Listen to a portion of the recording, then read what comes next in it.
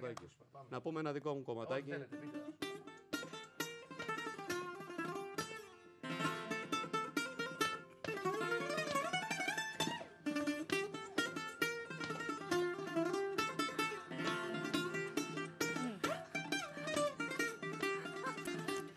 Γιατί η καρδιά μου αγαπάς,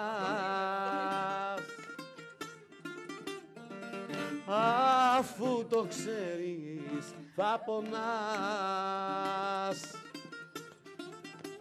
Γνώρισες αγάπες και μπερδεύτηκες, μα καρδιά μου ήταν όλες ψεύτικες.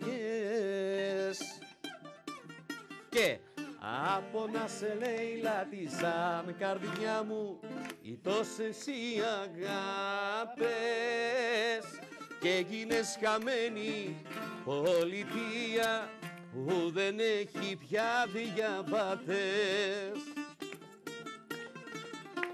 Συμβαίνουν και αυτά.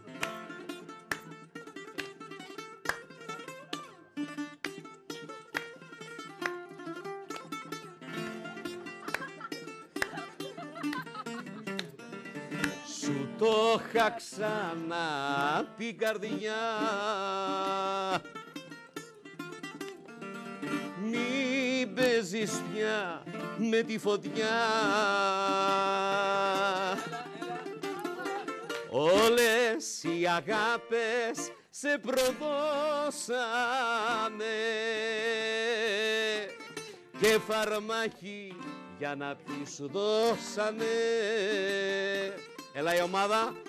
Και από να σε λέει λάτι σαν καρδιά μου οι τόσες οι αγάπες, και έγινες χαμένη πολιτεία που δεν έχει πια διαβάτες. Όλοι μαζί. Από να σε λέει λάτι σαν καρδιά μου οι τόσες οι αγάπες, και έγινες χαμένη πολιτεία που δεν έχει πια διαβατές.